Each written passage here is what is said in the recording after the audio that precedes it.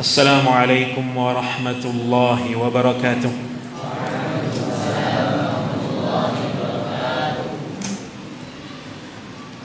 Alhamdulillahi rabbil alamin. Ahmaduhu subhanahu wa ashhadu an la ilaha illallah wahdahu la syarika lah. Wa ashhadu anna nabiyyana Muhammadan abduhu wa rasuluh. Wa usalli wa usallim ala khairil bariyah khatamil anbiya'i wal mursalin sayyidil awwalin wal akhirin nabiyyina Muhammadin wa ala alihi wa ashabihi wa man tabi'ahum bi ihsanin ila yaumiddin. Amma ba'd. Falhamdulillah.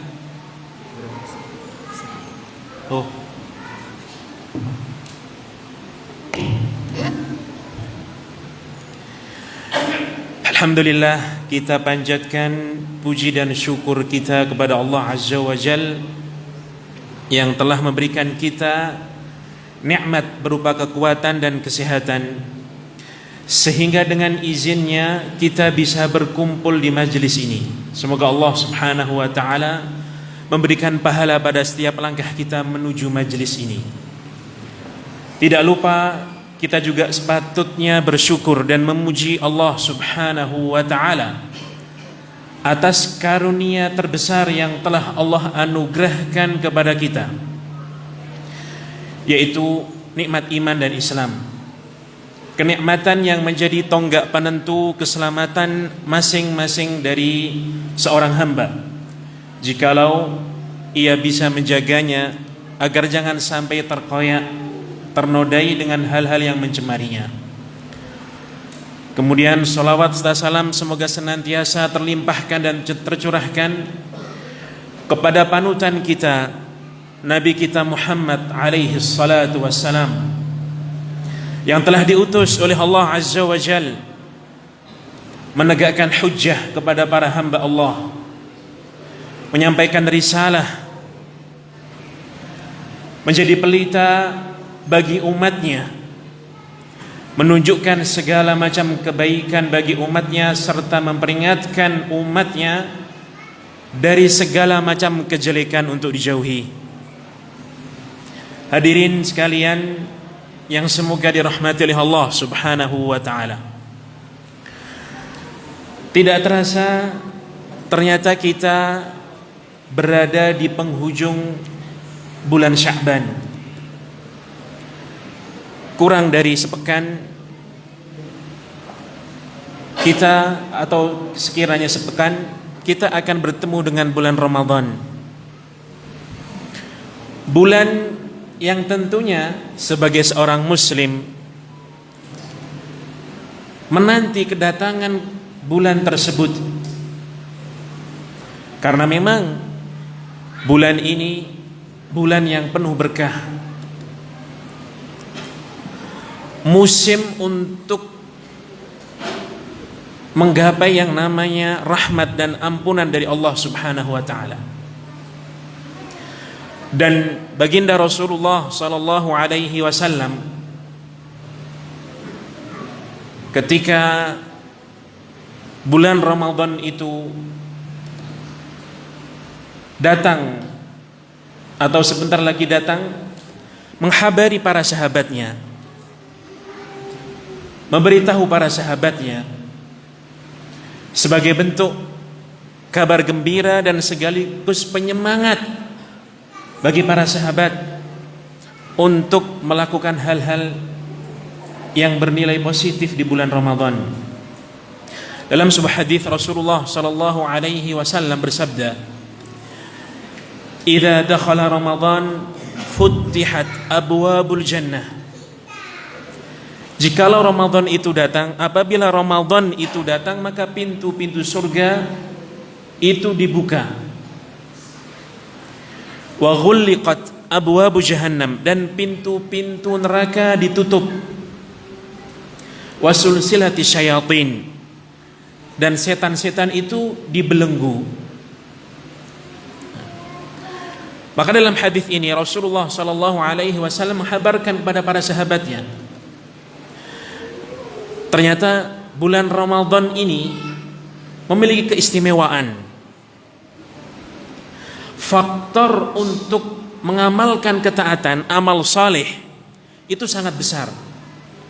Dan faktor yang melemahkan iman, yaitu yang namanya kemaksiatan, itu melemah.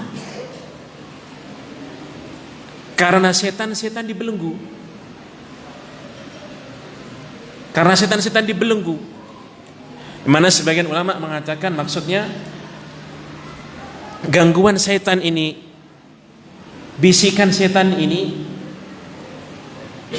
tidak sebegitu kuat ketika sebelumnya atau di luar bulan Ramadan. Nah, ini menunjukkan bahwasanya faktor kita untuk beramal saleh di bulan Ramadan itu sangat-sangat kuat sekali. Terbuka lebar bagi kita. Dan sebaliknya, faktor kemaksiatan di bulan Ramadan itu sejatinya melemah. Sejatinya melemah. Maka dari itu kita perlu mengoreksi diri kita. Kalau Allah Subhanahu wa taala sudah membelenggu para setan, namun kita masih saja bermalas-malasan misalnya, atau justru malah melanggar beberapa hal yang bisa mengurangi nilai puasa kita, maka ini perlu hati-hati.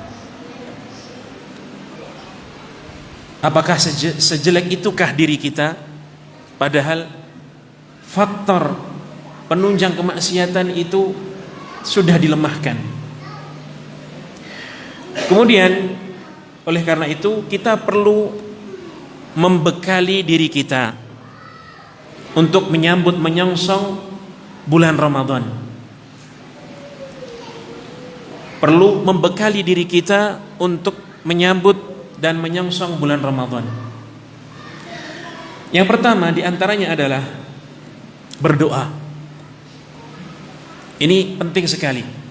Berdoa, meminta pertolongan kepada Allah Subhanahu wa taala. Meminta apa? Pertolongan dari Allah Subhanahu wa taala. Berdoa agar Allah Subhanahu wa taala mempertemukan kita dengan bulan Ramadan. Agar kita bisa melewati bulan Ramadan dengan baik. Berdoa kepada Allah Subhanahu wa taala agar Allah Subhanahu wa taala memberikan taufiknya kepada kita. Agar kita bukan sekedar orang yang melewati bulan Ramadan begitu saja, namun bisa memaksimalkan waktu itu dengan amal soleh. Itu semuanya butuh taufik dari Allah Subhanahu wa taala, butuh pertolongan dari Allah Subhanahu wa taala. Berdoa kepada Allah Subhanahu wa taala agar amal soleh yang kita lakukan di bulan Ramadan itu diterima oleh Allah Subhanahu wa taala. Dan berdoa kepada Allah Subhanahu wa taala agar kita bisa melewati Ramadan itu dengan sebaik mungkin dan akhirnya lepas dari bulan Ramadan dosa-dosa kita diampuni oleh Allah Subhanahu wa taala. Ini semuanya perlu doa dari kita kepada Allah Subhanahu wa taala. Dalam sebuah kesempatan Rasulullah sallallahu alaihi wasallam bersabda, "Ihris ala ma yanfa'uka wasta'in billahi wa la ta'jiz." Ihris ala ma yanfa'uk. Bersemangatlah untuk menggapai apa yang bermanfaat bagi dirimu. Orang yang berakal tentunya tahu kalau Ramadan, kalau kita bisa memanfaatkannya, tentu itu manfaat yang sangat besar bagi diri kita. Tetapi wasta'in billah, mintalah pertolongan dari Allah Subhanahu wa taala. Kita butuh pertolongan dari Allah Subhanahu wa taala. Kalau Allah Subhanahu wa taala menghalangi kita dari amal-amal soleh tersebut, melemahkan kita dari mengamalkan amal-amal soleh itu, maka tentu tidak ada daya lain yang bisa menghalanginya. Ketika orang bisa puasa, bisa qiyamul lail, salat tarawih, dan amal-amal soleh yang lain, itu sejatinya taufik dari Allah Subhanahu wa ta'ala. Kalau tidak mendapatkan taufik dari Allah Subhanahu wa ta'ala, maka malam-malam Ramadan berlalu begitu saja, orang tersebut tidak baca Quran, tidak ikut tarawih, atau minimal tidak melaksanakan sholat tarawih sendiri atau qiyamul lail sendiri. Berlalu begitu saja. Itu tandanya Allah Subhanahu wa ta'ala menghalanginya, tidak bisa beramal hal-hal yang itu baik. Maka perlu isti'anah billah, meminta pertolongan kepada Allah Subhanahu wa ta'ala. Kemudian berikutnya, yang tidak kalah penting, jamaah sekalian yang semoga dirahmati Allah Subhanahu wa ta'ala, kita harus menata hati kita, meluruskan niat, ya, bertekad bulat, berkeinginan keras, niat yang kuat dalam hati kita. Kalau kita bertemu dengan Ramadan dan melewati bulan Ramadan, akan mengamalkan amal-amal soleh. Itu butuh niat yang kuat dari kita, tekad yang bulat, keinginan yang keras dari hati kita. Mengapa? Karena seseorang itu selama dia berniat kebaikan, berniat untuk mengamalkan amal soleh, maka sejatinya niat yang baik itu sudah merupakan hasanah, sudah merupakan kebaikan yang dicatat oleh Allah Subhanahu wa ta'ala. Dan ketika dia bisa mewujudkan amal tersebut, maka tentu pahalanya akan dilipat gandakan. Namun ketika ia ada uzur misalnya, sehingga tidak sampai bisa melakukan amal soleh itu, maka niat yang tulus itu memiliki nilai yang sangat besar. Oleh karenanya Al-Imam Ahmad rahimahullah ketika dimintai wasiat oleh anaknya, ya abati ausini, wahai ayahku, berwasiatlah kepadaku, wasiati aku. Maka Al-Imam Ahmad mengatakan kepada anaknya, kepada putranya, inwil khair,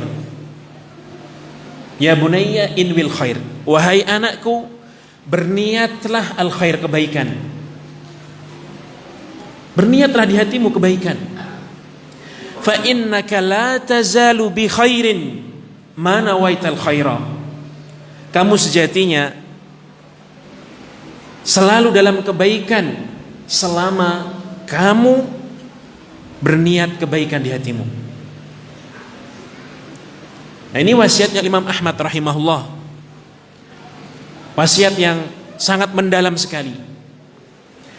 Dan wasiat beliau ini bukan sekedar wasiat yang dari saku beliau mengalir begitu saja, tidak. Tetapi seakan-akan wasiat ini mengambil dari sebuah hadis dari Rasulullah sallallahu alaihi wasallam.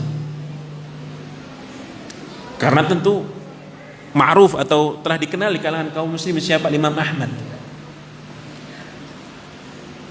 Sebuah hadis yang diriwayatkan oleh sahabat yang mulia Abdullah bin Abbas radhiyallahu taala anhu dari Rasulullah sallallahu alaihi wasallam dalam sebuah hadis qudsi yang mana Rasulullah sallallahu alaihi wasallam bersabda, innallaha katabal hasanati wasayyiat. Sungguhnya Allah Subhanahu wa taala mencatat al-hasanat, kebaikan, dan as-sayyiat, kejelekan. Tsumma bayyana dzalika. Kemudian Allah Subhanahu wa taala menjelaskan bagaimana Allah Subhanahu wa taala itu mencatat amal hasanah dan amal sayyi'ah, kebaikan ataupun kejelekan. Maka dijelaskan dalam hadis ini, faman hamma bihasanatin falam ya'malha kataballahu lahu 'indahu hasanatan kamilah. Barang siapa yang berniat amal hasanah, sebuah kebaikan, tetapi falam ya'malha, namun dia belum sampai bisa mengamalkannya, mewujudkannya, baik itu ucapan atau perbuatan, belum bisa merealisasikannya, maka Allah Subhanahu wa taala mencatat hal itu sebagai hasanah kamilah, satu kesempurnaan yang sempurna di sisinya. Kata beliau, fa in huwa hamma biha fa'amilaha kataballahu lahu 'indahu 10 hasanatin ila 700 dha'fin ila ad'afin katsirah. Namun jikalau hamba tersebut, orang yang berniat al-hasanah, kebaikan itu, bisa mengamalkan apa yang ia niatkan, ia bisa mewujudkannya, maka Allah Subhanahu wa taala akan mencatatnya, melipat gandakannya menjadi 10 kali lipat kebaikan. Apakah 10 kali lipat saja?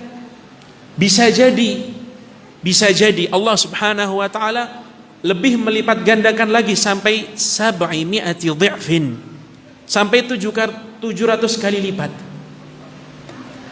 Apakah ada kesempatan lipat gandanya itu lebih dari itu? Iya, Rasulullah SAW mengatakan ila ad'afin katsirah, sampai ad'afin katsirah, berlipat-lipat ganda lagi.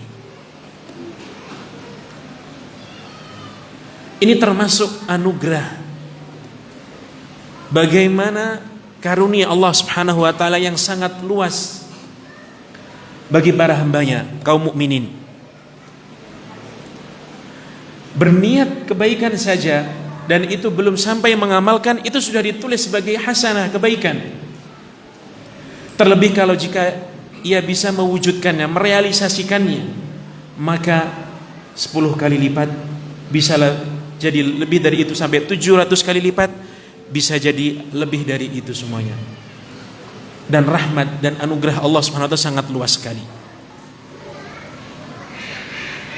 Nah, inilah pentingnya niat untuk menjaga diri kita. La qadarallah, misalnya ada sesuatu yang uzur sehingga menghalangi kita dari tarawih, dari qiyamul lail, amal-amal kebaikan yang lain, karena memang ada uzur yang menghalangi kita, maka minimal setidaknya niat hasanah yang tertancap di hati kita itu sudah membuahkan pahala. Inilah pentingnya niat yang lurus, tekad yang kuat. Makanya dalam sebuah kesempatan yang lain, ketika Nabi kita Muhammad alaihi salatu wassalam berjalan bersama rombongan para sahabatnya, ingin berjihad fi sabilillah, maka di tengah jalan Rasulullah sallallahu alaihi wasallam menghabari kepada sahabat-sahabat yang ikut serta peperangan pada waktu itu. Beliau mengatakan, inna aqwaman bil madinati khalfana ma salakna syi'ban wala wadiyan illa wahum ma'ana fih habasahumul uzr. Kata Rasulullah SAW kepada para sahabat yang waktu itu ikut bersama beliau, sungguhnya di Madinah khalfana, yang kita tinggalkan, artinya beliau berangkat memang menuju medan jihad. Di Madinah itu ada sekelompok orang, mereka tinggal di Madinah, kita tinggalkan mereka di Madinah, tidak ikut bersama kami, tidak ikut bersama kita. Ma salakna sya'ban wala wadiyan illa wa hum ma'ana fi. Tidaklah kita ini melewati lembah, bukit, jalan, celah dalam perjalanan kita menuju medan jihad ini kecuali mereka, teman-teman kita yang kita tinggalkan di Madinah itu bersama kita. Tetapi maksudnya bukan jasadnya, tidak, tetapi apa? Niatnya.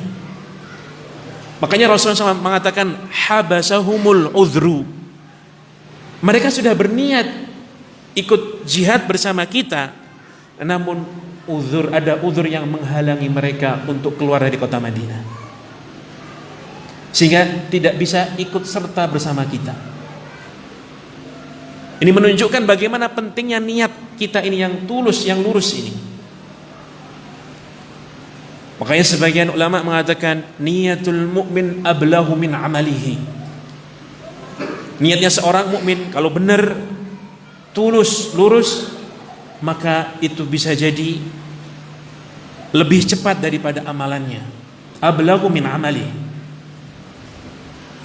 Maka jangan kesampingkan niat, jangan remehkan niat ini. Untuk menjaga diri kita, la qadarallah, kalau kedepannya ada uzur-uzur yang menghalangi kita dari amal kebaikan di bulan Ramadan, maka setidaknya niat kita yang tulus ini sudah dicatat sebagai amal hasanah, kebaikan di sisi Allah Subhanahu wa taala, dan itu sempurna, tidak dikurangi oleh Allah Subhanahu wa taala. Makanya dalam kesempatan yang lain Rasulullah sallallahu alaihi wasallam mengatakan ketika Fathu Makkah, beliau mengatakan la hijrata ba'dal fath, la hijrata ba'dal fath. Tidak ada hijrah lagi, maksudnya tidak ada hijrah lagi keluar dari kota Makkah menuju Madinah dalam rangka hijrah setelah Fathu Makkah, karena Makkah sudah menjadi negeri kaum muslimin. Namun beliau mengatakan walakin jihadun wa niyah. Namun yang masih tegak hukumnya adalah jihad dan niyah. Niyah di sini maksudnya sebagaimana para ulama menjelaskan, seseorang muslim mukmin hendaknya memiliki niat yang baik untuk mengamalkan amal soleh. Tulus dia meniatkan amal soleh itu, karena itu sudah mendapatkan nilai di sisi Allah Subhanahu wa ta'ala. Kemudian berikutnya, kalau kita tadi mengatakan kita perlu niat yang lurus, yang kuat untuk mengamalkan amal soleh di bulan Ramadan, maka pertanyaan berikutnya yang memiliki sangkut paut dengan ini adalah, kalau begitu amalan apa saja yang perlu kita niatkan, amalan-amalan terkait khusus di bulan Ramadan yang perlu kita niatkan agar kita berharap bisa mengamalkannya. Yang pertama jelas puasa Ramadan. Ini tidak bisa ditawar lagi, karena ini adalah bagian dari fardhah. Hukumnya fard, sebuah kewajiban, rukun dari rukun-rukun Islam. Ini hukumnya wajib. Ya ayyuhalladzina amanu kutiba alaikumusiyam kama kutiba alal ladzina min qablikum la'allakum tattaqun.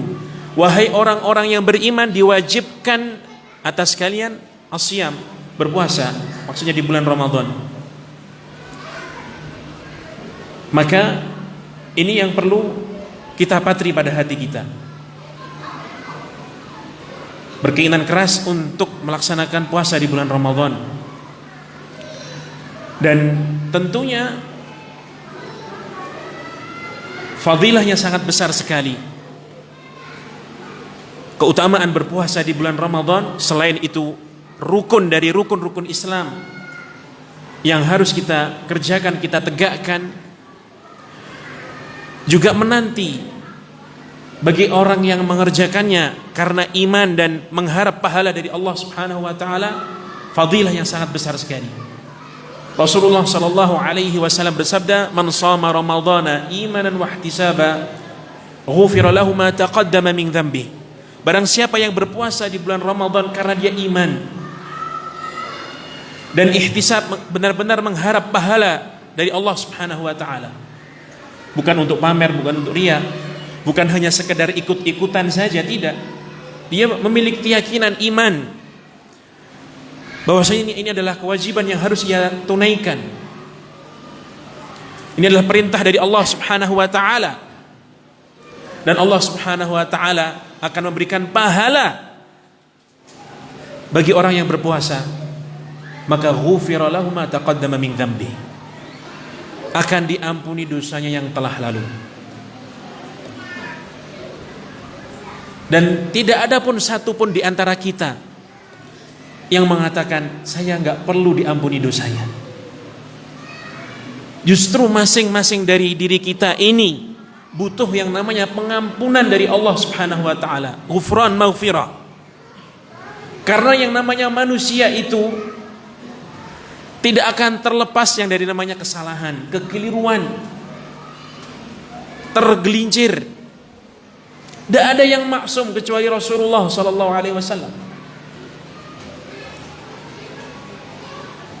Betapapun kita berusaha beristiqamah di jalan Allah Subhanahu wa taala, pasti ada yang namanya kekeliruan, ketergelinciran.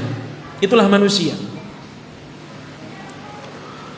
Potensi untuk salah itu ada. Potensi untuk salah itu ada. Makanya kita butuh yang namanya maghfirah, ampunan dari Allah Subhanahu wa taala. Salah satu caranya bagaimana yang perlu kita tempuh? Ini, berpuasa di bulan Ramadan. Karena yakin, kuat, iman, dan benar-benar mengharap pahala dari Allah Subhanahu wa taala. Amalan yang kedua terkait khusus bulan Ramadan adalah salat malam, qiyamul lail. Rasulullah sallallahu alaihi wasallam juga bersabda, "Man qama Ramadhana imanan wa ihtisaba, ghufira lahu ma taqaddama min dzambi." Barang siapa yang menegakkan qiyamul lail, salat malam di bulan Ramadan karena iman dan ihtisab, iman dan mengharap pahala dari Allah Subhanahu wa taala, maka akan diampuni dosanya yang telah lalu. Maka jangan lewatkan salat tarawih, bagian dari salat malam. Dan salat malam ini cakupannya lebih luas sebenarnya. Dan salatut tarawih itu juz'un minhu, bagian darinya. Makanya ketika seseorang misalnya tidak mampu atau tidak sanggup untuk ikut sholat tarawih bersama jamaah yang lain, tetapi ingin menegakkan sholat malam di rumahnya sendiri, bisa. Dan itu masuk dalam hadis ini pula, qiyamul lail di bulan Ramadan. Maka jangan lewatkan.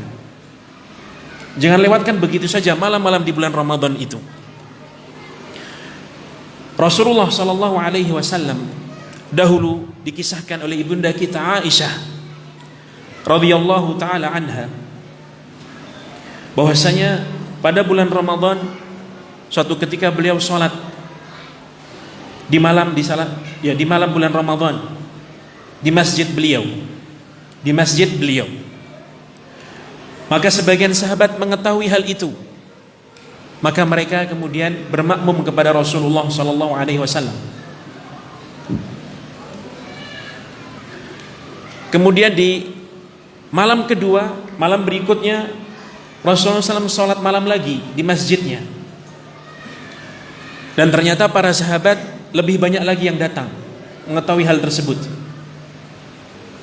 Karena dahulu tentunya tidak ada seperti kita, WhatsApp. Makanya berangsur yang tahu. Kabar tidak langsung begitu cepat menyebar. Sebagian tahu mengikuti beliau, berjamaah kepada beliau, bermakmum kepada beliau. Di malam berikutnya lebih banyak lagi, karena kabar mulai merebak. Sampai 3 malam atau 4 malam seperti itu. Dan jamaah semakin banyak. Ketika sudah 3 malam sampai 4 malam seperti itu, Rasulullah Shallallahu Alaihi Wasallam di malam yang keempat kira-kira ternyata tidak keluar ke masjid beliau untuk sholat malam. Namun tentunya beliau sholat malam di rumahnya. Falamma asbaha, maka ketika subuh, setelah mengimami sholat subuh, beliau mengatakan, qad ra'aitu alladhi sana'tum. Aku tahu apa yang kalian perbuat tadi malam. Menunggu aku dengan jamaah yang begitu banyak. Namun beliau tetap tidak keluar ke masjidnya. Qad ra'aitu alladhi sana'tum. Aku tahu apa yang kalian perbuat tadi malam. Walam yamna'ni minal khuruj ilaikum. Dan tidaklah aku itu keluar kepada kalian untuk mengimami kalian illa anni khasyitu an tufrada alaikum. Kecuali aku ini khawatir bahwasanya salat tarawih ini akan diwajibkan atas kalian. Wadzalika fi Ramadan, hal itu terjadi di bulan Ramadan, kata ibunda kita Aisyah radhiyallahu taala anha. Maka hadis ini menunjukkan bahwasanya sejatinya memang iya, itu bukanlah sesuatu yang wajib. Kalau puasa Ramadan benar itu hukumnya wajib. Namun salat tarawih, qiyamul lail di bulan Ramadan, sebagaimana sabda Rasulullah SAW, illa ani khasyitu an tufrada alaikum, kecuali aku khawatir bahwasanya hal itu akan diwajibkan atas kalian. Ini menunjukkan bahwasanya salat malam di bulan Ramadan itu di antaranya tarawih bukanlah suatu yang wajib, iya. Namun fadilah yang tadi sudah disebutkan dalam hadis sebelumnya itu seharusnya juga menjadi pendorong kita agar jangan sampai malam di bulan Ramadan itu terlewat begitu saja kecuali kita sudah menegakkan sholat malam, baik itu tarawih ataupun mengakhirkan qiyamul lail di sebelum sahur misalnya, di waktu-waktu sahur, maka silahkan. Dan ada yang lebih khusus dari itu. Kita disyariatkan, disunnahkan untuk melaksanakan sholat tarawih qiyamul lail di sepanjang malam bulan Ramadan, setiap malamnya. Ada yang lebih khusus dari itu, yaitu menegakkan qiyamul lail, menegakkan sholat malam ketika malam Lailatul Qadar, malam yang begitu dicari oleh manusia kaum mukminin. Antum bisa lihat misalnya di YouTube atau yang semisalnya, bagaimana Masjidil Haram, Masjid Nabawi ketika sudah sepertiga terakhir, 10 hari terakhir bulan Ramadan, malam-malamnya, maka rata-rata jamaah tarawihnya, sholat malamnya pasti akan lebih banyak dibandingkan sebelumnya, karena mereka begitu mencari, ingin menepati malam Lailatul Qadar tersebut dengan sholat malamnya. Karena Rasulullah SAW secara khusus menyebutkan hal itu. Rasulullah SAW bersabda, man qama Lailatul Qadri imanan wa ihtisaban ghufira lahu ma taqaddama min dhanbi. Barang siapa yang menegakkan sholat malam di malam Lailatul Qadar karena iman dan mengharap pahala dari Allah Subhanahu wa taala, ghufira lahu ma taqaddama min dhanbi. Dosanya telah aku diampuni. Hadirin sekalian, perhatikan bagaimana Rasulullah SAW menyebutkan 3 hal: Siyam Ramadan, Qiyam Ramadan, salat malam di bulan Ramadan, dan salat malam di Lailatul Qadri. 3-tiganya disebutkan satu persatu oleh Rasulullah SAW, dan masing-masing itu disebutkan ghufira lahu ma taqaddama min dzambih, dosanya yang telah lalu akan diampuni. Ketika 3 hal ini disebutkan dan masing-masing fadilahnya sama, sangat merugi sekali, rugi sekali ketika seseorang melewati Ramadan tidak masuk di salah satu kategori yang disebutkan oleh Rasulullah SAW. Ini berkaitan yang tadi sudah kita singgung di awal, bagaimana Ramadan merupakan musim ketaatan. Faktor potensi amal soleh itu kuat sekali. Lalu seseorang melewati bulan Ramadan begitu saja dan tidak masuk satu kategori pun, sehingga tidak mendapatkan ghufira lahu ma taqaddama min dzambi.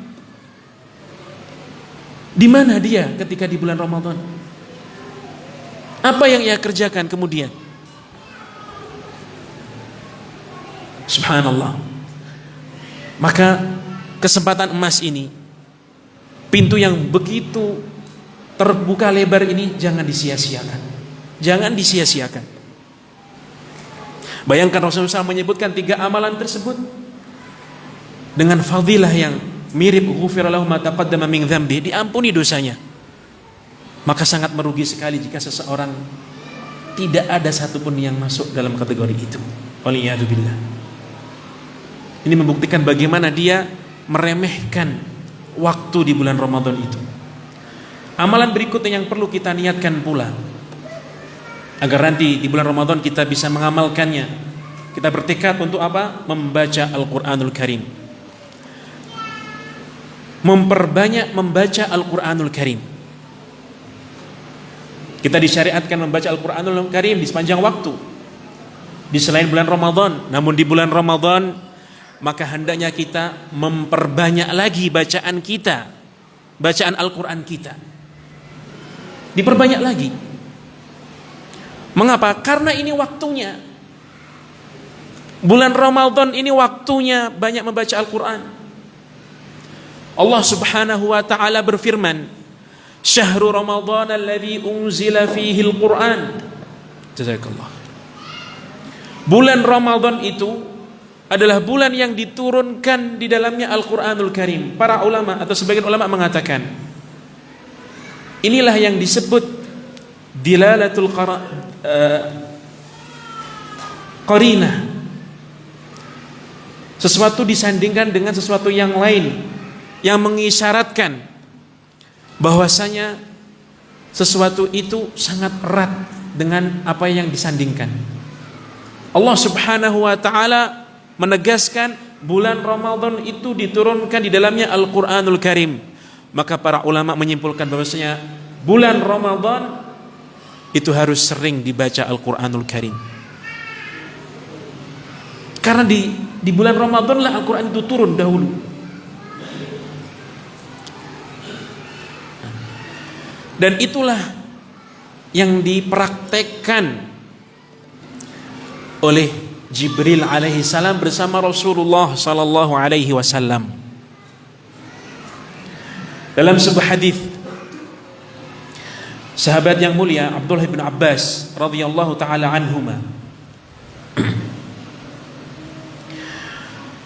mengatakan, kana Rasulullah sallallahu alaihi wasallam ajwadan nas. Adalah beliau Rasulullah sallallahu alaihi wasallam itu orang yang paling dermawan. Orang yang paling dermawan. Tidak bakhil. Apa kata beliau? Wa kana ajwadu ma yakunu fi Ramadan. Dan beliau itu sallallahu alaihi wasallam ketika di bulan Ramadan lebih lagi kedermawanannya melebihi kedermawanan beliau di bulan-bulan yang lain.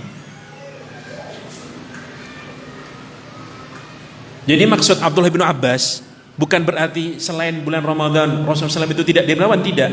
Beliau sudah menegaskan beliau itu ajwadun nas, orang yang paling dermawan di setiap waktu, di setiap bulan. Namun ketika di bulan Ramadan, kedermawanan beliau itu meningkat pesat, lebih-lebih lagi. Apa sebabnya? Beliau jelaskan, hina yalqahu Jibril, saat Jibril alaihi salam menemui beliau. Jibril menemui beliau di bulan Ramadan untuk apa? Beliau katakan, wa kana yalqahu fi kulli lailatin min Ramadan fayudarisuhul Quran. Fayudarisuhu al-Quran. Jibril alaihi salam itu setiap malam di bulan Ramadan turun untuk menemui Nabi kita Muhammad alaihi salatu wassalam. Untuk apa? Mudarasatul Quran. Untuk saling mempelajari Al-Quranul Karim. Dalam riwayat yang lain, Jibril alaihi salam yang membaca Al-Quranul Karim kepada Rasulullah sallallahu alaihi wasallam, dan dalam sebagian riwayat yang lain Rasulullah sallallahu alaihi wasallam yang membaca Al-Quran itu kepada Jibril. Artinya masing-masing dari mereka setor Al-Quran. Yang satu baca, yang satu dengerin. Yang satu baca, yang satu dengerin. Inilah namanya mudarasatul Quran. Saling mempelajari Al-Quran. Itu setiap malam Jibril dan Nabi SAW melakukan hal itu. Jibril setiap malam turun untuk itu di bulan Ramadan. Kata Ibnu Abbas, "Qala Rasulullah sallallahu alaihi wasallam ajwadu bil khairi minar rihil mursalah." Maka niscaya Rasulullah SAW adalah orang yang kedermawanannya itu sangat cepat untuk memberikan kebaikan, saking cepatnya melebihi angin yang berhembus. Sehingga dalam hadis ini jelas Rasulullah sallallahu alaihi wasallam dan Jibril membaca Al-Qur'anul Karim. Kata para ulama, maka ini juga menjadi dalil bahwasanya momen Ramadan disyariatkan bagi kaum mukminin untuk memperbanyak membaca Al-Qur'anul Karim.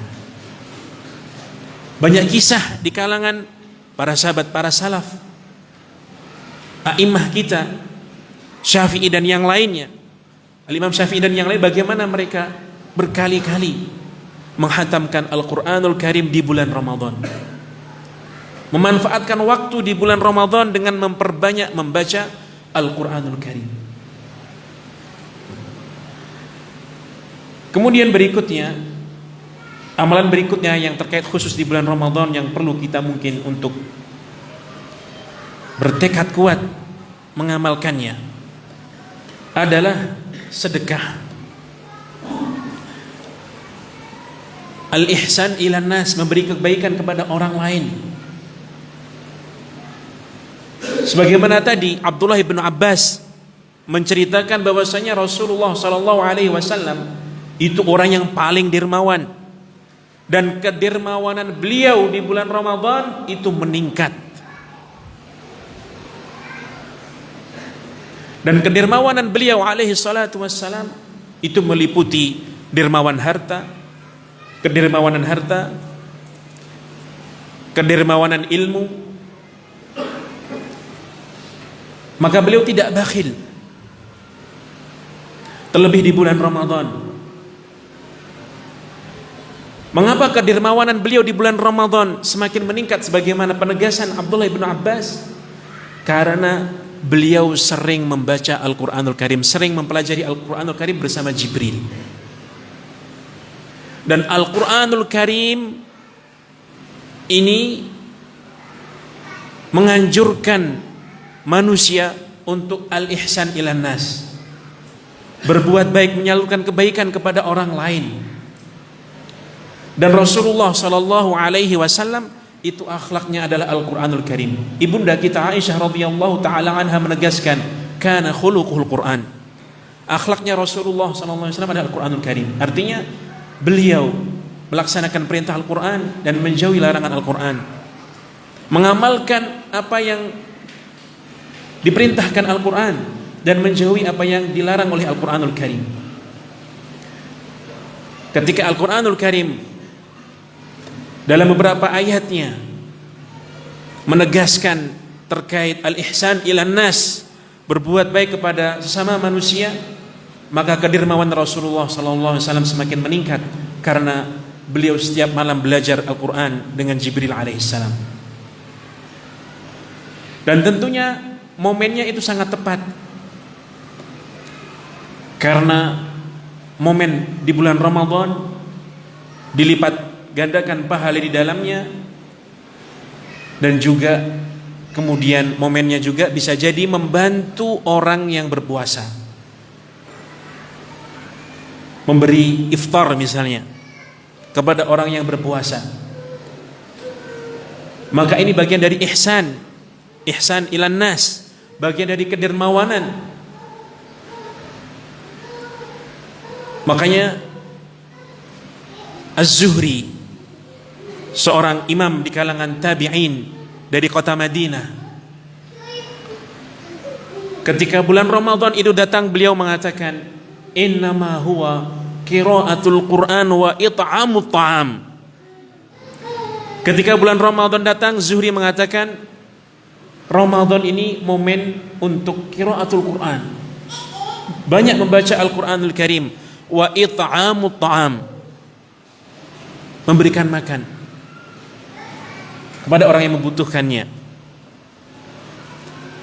Dan termasuk diantaranya bisa jadi memberikan makan kepada orang yang berpuasa, sebagai bentuk al-ihsan ilan nas, menyalurkan kebaikan kepada manusia, membantu dia untuk mengamalkan ketaatan kepada Allah Subhanahu wa ta'ala. Karena dia sudah berpuasa, maka perlu iftar ketika waktu maghrib, maka ia bantu, walaupun hanya dengan seteguk air minum, beberapa biji kurma, dan yang semisalnya.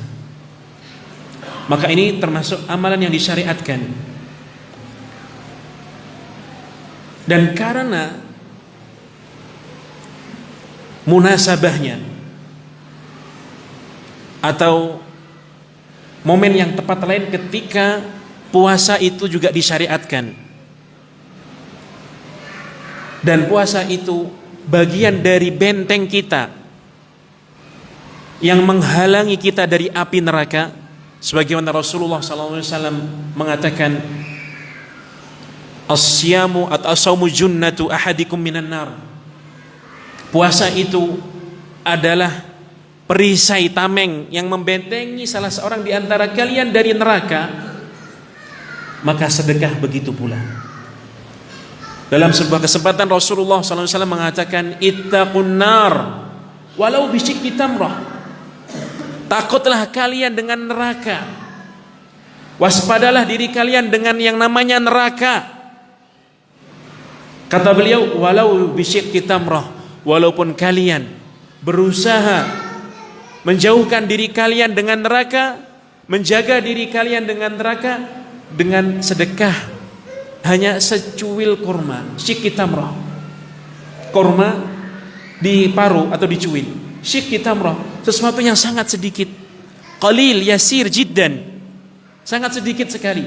Rasulullah SAW tetap menganjurkan untuk melakukan hal itu. Dalam rangka apa? Menjaga diri dari api neraka. Sehingga para ulama menyimpulkan, sebagaimana puasa juga junnah, tameng, perisai yang menghalangi seseorang dari neraka, maka sedekah sebagaimana dalam hadis ini begitu pula. Ketika itu terkumpul, ada puasa, ada sedekah, maka menguatkan benteng seseorang dari yang namanya neraka.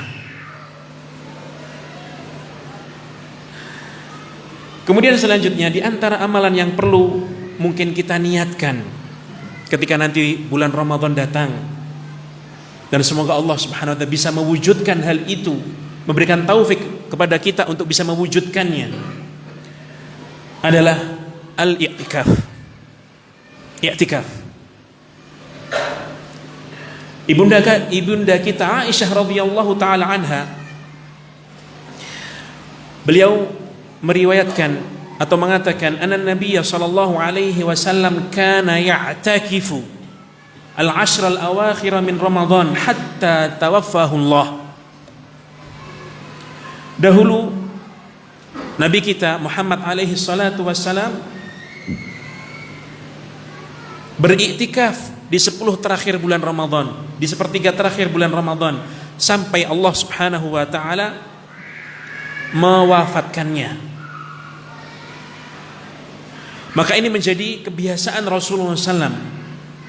Beliau beriktikaf di 10 terakhir bulan Ramadan sampai beliau wafat, menjadi rutinitas beliau. Thumma i'takafa azwajuhu min ba'dih. Kemudian istri-istri beliau tetap beriktikaf setelah beliau meninggal dunia. Pesan yang ingin disampaikan ibunda kita Aisyah radhiyallahu taala adalah iktikaf itu tetap disyariatkan walaupun Rasulullah SAW sudah wafat. Buktinya istri-istri beliau tetap melaksanakannya walaupun beliau sudah wafat. Itu maksudnya. Sehingga ini menjadi anjuran bagi kita untuk melaksanakannya pula. Walaupun ia secara hukum syar'i bukan suatu kewajiban ia. Bukanlah suatu hal yang wajib yang harus dikerjakan. Kalau tidak dikerjakan dosa, tidak. Kita tidak mengatakan hal itu. Para ulama juga tidak ada yang mengatakan seperti itu. Namun ibadah ini merupakan ibadah yang sangat besar. Akibatnya, mengapa? Karena iktikaf menjadikan seseorang sering melazimi masjid. Menjadikan waktu terbesar dia di mana? Di masjid. Dan itu mendorong dia untuk beramal soleh, sering membaca Al-Quranul Karim. Ketika malam, maka orang yang beriktikaf di masjid, faktor pendorong untuk menegakkan sholat lebih dekat dibandingkan orang yang di luar masjid, yang tidak iktikaf. Dan orang yang sering waktunya di masjid justru akan lebih mudah untuk menjaga puasanya. Itu rahasianya. Makanya sahabat yang mulia Abu Hurairah radhiyallahu taala anhu, beliau ketika berpuasa di bulan Ramadan, beliau mengatakan, nalzamu masajidana. Kita sering berada di masjid. Untuk apa? Nahfadhu siyamana. Menjaga apa? Puasa kita.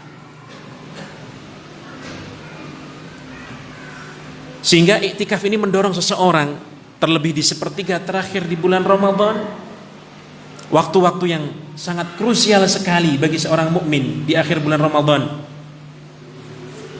Dan dalam rangka untuk menepati malam Lailatul Qadar, maka dianjurkan untuk beriktikaf walaupun hukumnya tidak wajib. Kemudian poin berikutnya, hadirin sekalian semoga dirahmati Allah Subhanahu wa taala. Kita perlu juga menanamkan pada diri kita masing-masing dalam rangka menyongsong bulan Ramadan, menyambut bulan Ramadan, bahwasanya amal soleh itu, hadirin sekalian, adalah sesuatu yang manfaatnya, maslahatnya itu sejatinya kembali kepada diri kita masing-masing. Capek kita ketika kita mengamalkan amal soleh, itu sejatinya kita beramal untuk kemaslahatan diri kita. Manfaatnya kembali kepada diri kita. Allah Subhanahu wa taala itu tidak butuh dengan amalan kita. Kita dituntut menghambakan diri kepada Allah, menyembah Allah Subhanahu wa taala, beramal saleh. Namun sejatinya amal saleh itu maslahatnya kembali kepada diri kita masing-masing. Dan justru juga sebaliknya, ketika seseorang mengamalkan amal sayyi'ah, kejelekan, keburukan, maksiat dan semisalnya, melanggar aturan Allah, aturan syariat, terlebih di bulan Ramadan, maka ingatlah sejatinya mafsadatnya, maldorotnya, efek negatifnya itu bakalan akan menjadi bumerang bagi dia. Tidak memudaratkan Allah Subhanahu wa taala. Taatnya kita, maksiatnya kita tidak mempengaruhi kemuliaan Allah Subhanahu wa taala. Taatnya kita tidak menambah kemuliaan Allah Subhanahu wa taala, dan maksiat kita juga tidak mengurangi sedikit pun kemuliaan Allah Subhanahu wa taala. Justru itu akan menjadi bumerang bagi kita. Ini harus kita patri pada diri kita. Allah Subhanahu wa taala berfirman, "Man 'amila shalihan fali nafsih." Kata Allah Subhanahu wa taala, Barang siapa yang beramal saleh, maka sejatinya itu untuk dirinya sendiri. Dia yang akan merasakan manfaatnya, maslahatnya. Wa man asaa fa'alaiha. Orang yang isaah, yang mengamalkan sayyi'ah, kejelekan, keburukan, fa'alaiha, maka akan menjadi beban bagi dirinya. Dosanya yang dialah yang akan memikulnya. Tidak mendapatkan pengaruh kepada Allah Subhanahu wa taala. Wa ma rabbuka bidhallamin lil 'abid. Dan Rabbmu wahai Muhammad, yaitu Allah Subhanahu wa taala, tidak bakalan menzalimi sedikit pun bagi hamba-hambanya. Allah tidak akan berlaku zalim kepada kita. Maka ketika kita menyadari hal ini, jamaah sekalian yang semoga dirahmati Allah Subhanahu wa taala, terutama di bulan Ramadan, maka hal ini akan menjadi pendorong bagi kita, motivasi bagi kita untuk beramal saleh dan menjauhi hal-hal yang bisa mengoyak atau mengurangi nilai puasa kita.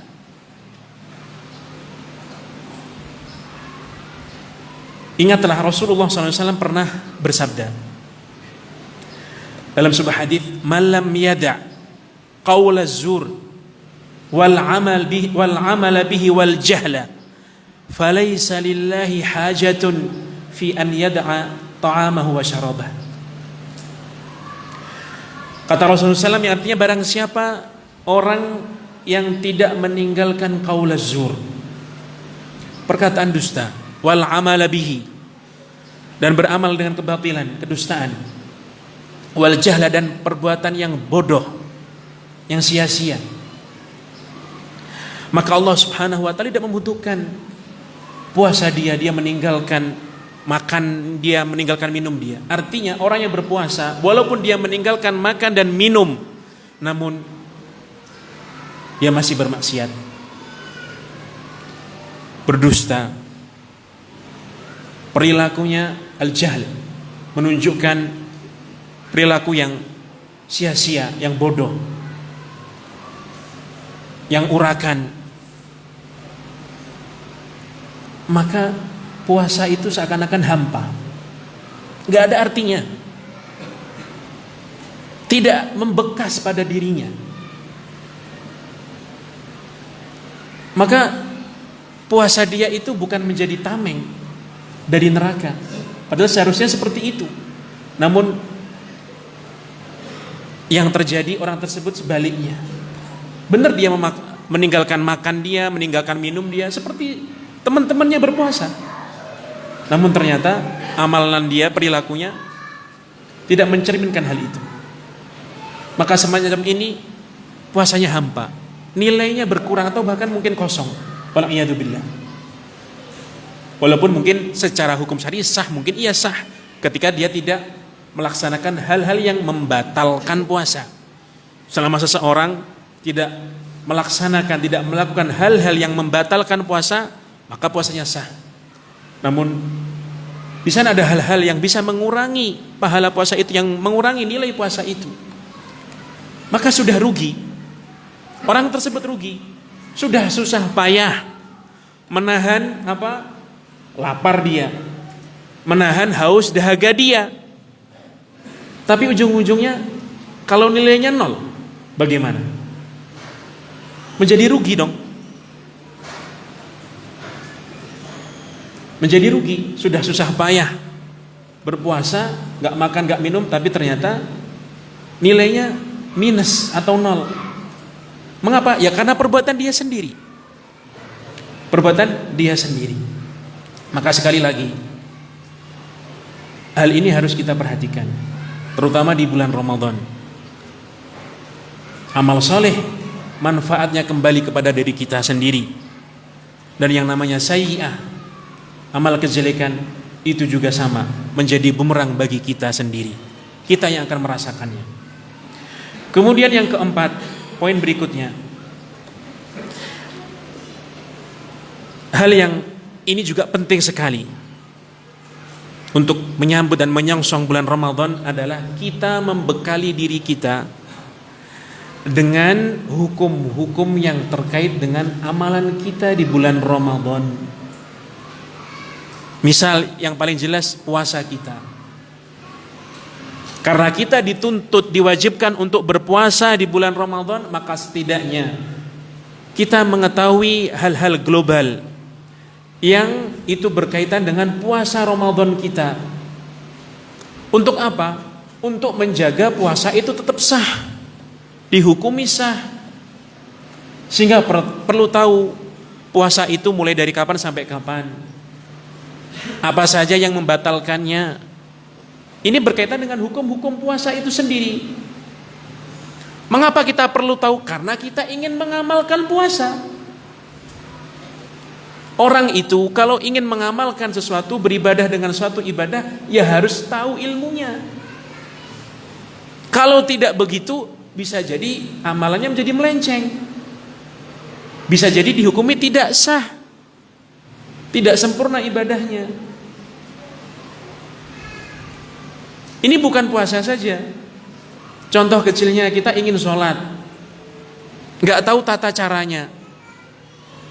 Apakah kemudian kita terus berpangku tangan tidak belajar? Tidak tahu tata cara sholat? Justru harus belajar. Belajar bagaimana tata cara sholat. Kenapa? Karena kita dituntut untuk sholat. Kalau tidak begitu, kita akan mengamalkan suatu amalan yang bisa jadi tidak sah. Karena tidak tahu ilmunya bagaimana sholat. Sholat harus berwudu, nggak tahu tata cara berwudu. Maka rentan dia ketika berwudu tidak sah wudunya. Karena tidak memiliki ilmu, tidak memiliki pengetahuan bagaimana berwudu. Sama, puasa seperti itu juga. Di antara kita ada yang pengen umroh, pengen haji misalnya. Maka sering kita dengar ada pelatihan manasik umroh dan haji. Kan seperti itu. Lah buat apa? Ya buat pengetahuan kita, ilmu kita. Nanti bagaimana prakteknya umroh dan haji seperti itu. Jadi beramal dengan ilmu, dengan pengetahuan. Untuk apa? Menjaga ibadah kita itu sah. Seperti itu seharusnya. Dan itulah yang perlu kita persiapkan pula. Maka setidaknya kita tidak mengatakan terlalu rinci banget, tapi ada hal-hal yang itu dasar, yang harus diketahui oleh orang yang berpuasa agar puasanya sah, berharap diterima oleh Allah Subhanahu wa taala. Lebih dari itu sempurna. Seperti itu. Kemudian bukan puasa saja. Kalau tadi kita ingin mengamalkan amal soleh yang berkaitan dengan Ramadan, bagaimana sholat malam, bagaimana sholat tarawih, bagaimana sholat witirnya. Minimal kita punya pengetahuan hal itu untuk menjaga amal ibadah kita itu berada pada rel yang benar, sehingga dihukumi sah, dan semoga Allah SWT menerimanya. Itu yang harus kita perhatikan. Jadi kita itu beramal bukan sekedar beramal begitu saja, tidak, tetapi dilandasi atas al-ilm al-basirah, ilmu. Dan kita itu tidak bisa mengamalkan kecuali harus dari jalur Rasulullah SAW. Mengapa? Ya karena Rasulullah SAW itulah satu-satunya orang yang menjadi perantara risalah itu sampai kepada kita. Beliaulah yang muballighun anis syari', yang menyampaikan syariat dari Allah Subhanahu wa taala kepada umatnya. Mau cari jalan yang lain ya bakal keblinger. Nggak pas, nggak tepat. Karena Rasulullah SAW itulah sosok yang paling tahu tentang Rabb-nya, yaitu Allah Subhanahu wa taala. Allah Subhanahu wa taala berfirman, "Wa man ahsanu dinan mimman aslama wajhahu lillah wa huwa muhsin." Dan siapa yang lebih baik agamanya dari orang yang benar-benar menyerahkan wajahnya, jiwa raganya, dirinya kepada Allah Subhanahu wa taala, berserah diri kepada Allah Subhanahu wa taala. Dan dia adalah orang yang muhsin, orang yang memiliki ihsan dalam keislamannya. Orang yang memiliki ihsan dalam dia beragama Islam. Apa itu? Dia adalah orang yang meniti agama Islam itu sesuai dengan aturan yang ada, sesuai dengan syariat yang sudah diajarkan oleh Rasulullah SAW. Bukan sesuka hati dia, bukan sesuai dengan kehendak dia, bukan sesuai dengan selera dia, bukan sesuai dengan otak-atik akalan dia semata, bukan. Tetapi ini semuanya harus diiringi berjalan dengan rel yang benar. Oh, bagaimana Rasulullah SAW berpuasa, oh bagaimana Rasulullah SAW dulu begini dan seperti itu. Maka perlu dipelajari agar amal kita menjadi sah, bisa diterima oleh Allah Subhanahu wa taala, berharap itu mendapatkan pahala dari Allah Subhanahu wa taala. Seperti itu. Karena kita juga perlu khawatir kalau tidak terima bagaimana, kalau tidak sah bagaimana. Ini yang perlu kita fahami bersama. Sehingga wahuwa muhsin, dia adalah orang yang berbuat ihsan, maksudnya berbuat ihsan ketika dia menjalani agama Islam. Yaitu orang yang ketika dia menjalani agama Islam itu bukan sekedar menjalani, tidak, bukan sekedar beramal, tidak, tetapi memperhatikan, oh amalan dia itu sesuai dengan apa yang sudah ditunjukkan oleh Rasulullah SAW atau tidak. Karena sekali lagi tidak ada jalur lain kecuali Rasulullah SAW. Allah Subhanahu wa taala berfirman, wa anzalna ilaika dzikra litubayyana lin-nasi ma nuzzila ilaihim. Allah Subhanahu wa taala berfirman, dan kami telah menurunkan kepadamu wahai Muhammad az-zikr, yaitu maksudnya sunnah beliau sebagaimana penjelasan sebagian ulama. Tugasnya apa? Litubayyana lin-nasi ma nuzzila ilaihim, agar kamu wahai Muhammad menjelaskan kepada manusia ma nuzzila ilaihim, apa yang sudah diturunkan kepada mereka, yaitu Al-Qur'anul Karim. Maksudnya ayat ini, di antara tugas utama Rasulullah SAW adalah menjelaskan makna Al-Qur'anul Karim. Al-Qur'anul Karim misalnya memerintahkan kita untuk salat. Namun banyak sekali rincian hukum salat itu siapa yang menjelaskan? Nabi kita Muhammad alaihi salatu wassalam. Maka kita harus merujuk kepada beliau. Bagaimana dalam hadis itu beliau ketika beliau salat? Ada aturannya. Beliau mencontohkannya bagaimana, menjelaskannya bagaimana aturan salat tersebut. Sama dengan puasa. Kutiba alaikumusiyam, diwajibkan kepada kalian puasa. Dan dalam beberapa ayat ada penjelasan terkait hukum puasa. Namun masih banyak rincian-rincian puasa, perlu kita melihat bagaimana praktiknya Rasulullah SAW. Bagaimana beliau mengajarkannya. Seperti itu. Karena sekali lagi Rasulullah SAW adalah orang yang satu-satunya yang menyampaikan syariat ini kepada kita. Dan tugas utama beliau adalah menjelaskan syariat ini, menjelaskan Al-Quran ini kepada umatnya. Dan itu sudah beliau laksanakan. Dan beliau sudah melaksanakannya. Maka perlu kita mempelajari hukum-hukum yang berkaitan dengan amalan khusus terkait Ramadan, agar amalan kita ini terjaga sah dalam rel yang benar. Mungkin ini yang bisa disampaikan. Yang sedikit ini semoga bermanfaat bagi diri saya pribadi dan bagi orang-orang yang mendengarkannya. Dan semoga yang sedikit ini menjadi motivasi bagi kita untuk beramal soleh di bulan Ramadan dan mengoreksi diri kita sekaligus agar benar-benar mempersiapkan diri untuk menjalani bulan Ramadan dengan semaksimal mungkin, dengan sebaik mungkin.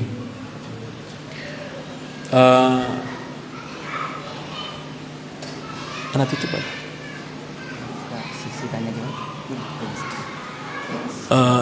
Fadal, kalau memang ada pertanyaan dan Anda bisa menjawab, fadal silakan.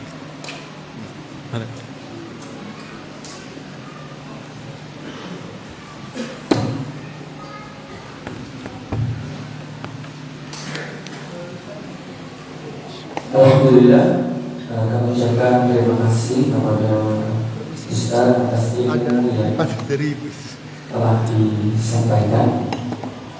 Mungkin kami buka sesi tanya jawab dulu, dimulai dari bapak-bapak terlebih dahulu.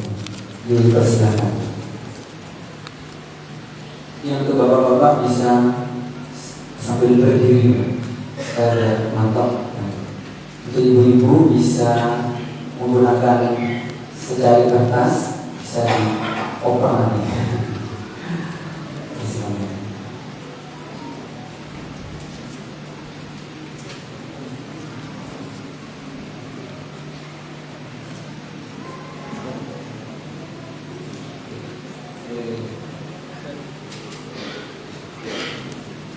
Fadal.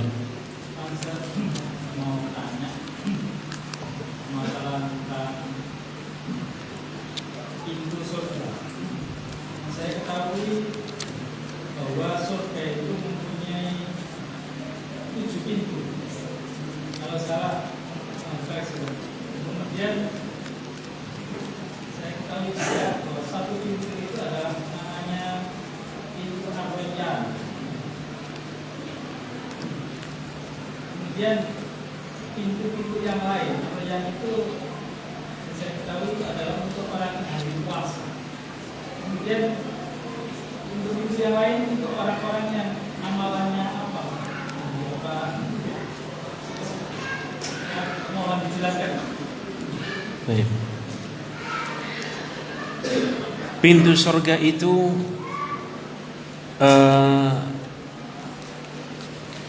iya, ada salah satu yang namanya Ar-Rayyan, sebagaimana yang dijelaskan oleh Rasulullah Sallallahu Alaihi Wasallam. Dan itu disebut, ya, Ar-Rayyan adalah pintu yang bagi orang-orang ahli puasa, yang rajin gemar berpuasa. Dan pintu-pintu lain adalah pintu-pintu amalan yang lain. Jadi Allah Subhanahu wa taala itu termasuk dari keluasan rahmatnya menjadikan amalan itu bermacam-macam. Jadi yang perlu kita ketahui, yang namanya sesuatu yang fardhah, yang wajib, ya harus dikerjakan. Ini yang harus kita pahami ya. Sholat 5 waktu ya harus kita kerjakan. Puasa Ramadan ya harus kita kerjakan. Itu yang, karena itu hukumnya wajib. Zakat ketika sudah memang wajib, ada nisabnya, ada haulnya, maka harus dikerjakan. Hal-hal yang fardhah maka harus dikerjakan. Selebih dari itu ada amalan-amalan sunnah hukumnya, mustahabbat. Dan disinilah manusia itu beraneka ragam. Disinilah manusia itu beraneka ragam. Ada kalanya orang yang gemar bersedekah. Zakat wajib dia sudah tunaikan, tapi di luar itu yang hukumnya sunnah mustahabbat, yang hukumnya sukarela, dia sering bersedekah, gemar memberi. Walaupun bisa jadi mungkin puasa sunnahnya dia kurang, atau sholat sunnahnya dia kurang. Ada kalanya sebagian dari kita, dia puasa sunnahnya banyak sekali, sering berpuasa sunnah. Namun bisa jadi dia sedekahnya ya kurang. Sebagian orang sholat sunnahnya banyak sekali, gemar sekali, sholat sunnah, sholat rawatib, sholat duha, ya, sholat malamnya kenceng. Tapi bisa jadi puasa sunnahnya tidak sebanyak itu, ataupun sedekahnya tidak sebanyak itu. Artinya Allah Subhanahu wa ta'ala itu ternyata rahmatnya luas sekali. Sebagaimana Allah Subhanahu wa ta'ala itu membagi-bagikan rizki bagian masing-masing, ternyata amalan-amalan sunnah yang begitu banyak itu kita juga berbeda-beda. Maka dari sinilah pintu-pintu surga itu sesuai dengan amalan-amalan itu. Ada orang yang rajin puasa, ada orang yang rajin sholat sunnah, ada orang yang rajin sedekah, dan begitu amal yang lain. Mengapa? Karena kemampuan masing-masing dari kita berbeda-beda. Ada orang yang yang dibukakan pintunya untuk rajin berpuasa sunnah, karena memang keadaannya sesuai dengan keadaan dia. Di sana ada orang yang dibukakan pintu rajin sedekah, walaupun tidak rajin puasa sunnah. Bisa jadi karena keadaannya mengharuskan dia untuk sering tidak puasa, kerja keras misalnya. Sehingga kalau dia sering berpuasa sunnah, maka bisa jadi melemahkan badan dia sehingga kerjanya tidak optimal. Tapi mungkin dia dibukakan pintu oleh Allah Subhanahu wa taala untuk apa? Bersedekah yang tidak dimiliki oleh temannya yang sering berpuasa sunnah. Inilah rahasianya. Makanya Al-Imam Malik rahimahullah ketika mendapatkan surat dari salah seorang yang dia memiliki amalan ibadah yang dia tekun di situ. Intinya apa ya? Mengharapkan Imam Malik itu seperti dialah, sering mengamalkan ibadah-ibadah yang ia tekuni, dan jangan sering membuka majelis. Maka Imam Malik menjawab, yang inti maknanya bahwasanya kamu dalam kebaikan dan aku dalam kebaikan, dan Allah Subhanahu wa taala sudah mengatur itu, artinya sudah membagi-bagi hal itu. Aku punya keahlian dalam bidang ini, sehingga aku perlu untuk menyampaikan ilmu, membuka majelis hadis Rasulullah SAW. Dan kamu dibukakan pintu oleh Allah SWT untuk menekuni ibadah-ibadah itu. Ini bukan berarti Imam Malik tidak beribadah, tidak. Maksudnya ada hal-hal yang mungkin orang itu membandingkan ibadah dia dengan Imam Malik, ya bisa dibilang dia lebih banyak lah. Itulah jawaban Imam Malik. Artinya masing-masing dari kita itu memiliki keadaan kemampuan yang berbeda-beda. Ada satu orang yang dia dibukakan pintu sedekah, ada yang satu puasa, sholat sunnah, ya, dan amal kebaikan yang lain, menolong orang, atau amal-amalan yang lain yang mungkin sebagian dari kita tidak mampu untuk melaksanakannya itu. Itulah termasuk betapa luasnya rahmat Allah Subhanahu wa taala. Betapa luasnya rahmat Allah Subhanahu wa ta'ala. Dan tadi disebutkan bahwasanya pintu surga itu 7, yang benar adalah berapa? 8 ya. 8 sebagai dalam hadis Rasulullah sallallahu alaihi wasallam. Itu yang mungkin bisa dijawab. Kalau ini dari perempuan. Ini ada pertanyaan dari ummahat, dari ibu-ibu. Bagaimana urgensi bagi seorang suami untuk menuntut ilmu syar'i? Ya penting. Seorang suami juga membutuhkan ilmu. Membutuhkan ilmu. Dia butuh ilmu, sehingga seharusnya dia juga menyisihkan waktu untuk belajar. Islam tidak melarang kita bekerja, tidak. Justru Islam juga menganjurkan kita untuk bekerja. Rasulullah SAW dalam sebuah hadisnya mengatakan, ma akala ahadun ta'aman khairan qattu min an ya'kula min amali yadihi. Tidaklah seseorang itu makan sesuatu lebih baik dari hasil jerih payah dia, hasil kerja dia. Jadi agama Islam, agama kita benar, menganjurkan kita, menyemangati kita untuk bekerja. Orang yang memiliki tanggungan, istri, anak-anak, ya mencari nafkah. Karena dalam hukum syariat seorang suami harus menafkahi istri dan anak-anaknya, itu sebuah keharusan. Namun hendaknya dia juga menyisihkan waktu untuk belajar. Kita tidak mengatakan jadilah dia seperti benar-benar thalibul ilmi, orang-orang yang berada di pesantren misalnya, atau orang-orang yang perkuliahan. Kita tidak mengatakan seperti itu, tidak. Tetapi ada kalanya lah dia itu dalam seminggu misalnya berapa hari, atau sehari, 2 hari, 3 hari, ada waktu untuk belajar sedikit demi sedikit, untuk menghilangkan kebodohan yang ada dirinya, dan juga untuk mengajari sedikit demi sedikit tanggungan dia itu, istrinya atau mungkin anak-anak yang masih kecil.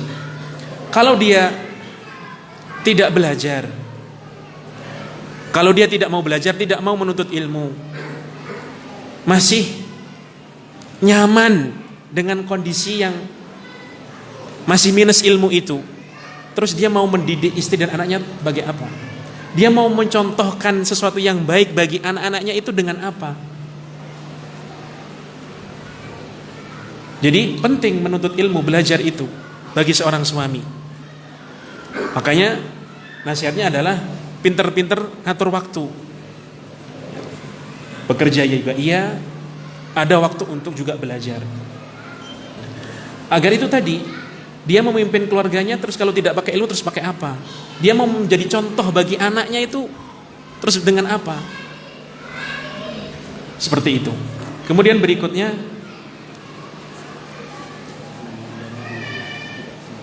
oh gitu.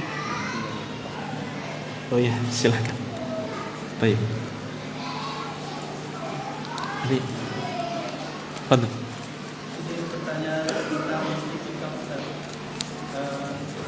Mengenai kiat-kiat ketika seseorang ini terikat pekerjaannya secara kedinasan. Dalam dirinya ada keinginan besar untuk melaksanakan itikaf. Namun karena pekerjaannya tersebut tidak bisa Ustaz. Jadi paling baru liburnya Amin 2 biasanya Ustaz. Ya. Bagaimana Ustaz orang tersebut jika memiliki keinginan besar untuk melaksanakan itikaf namun tidak bisa? Ya.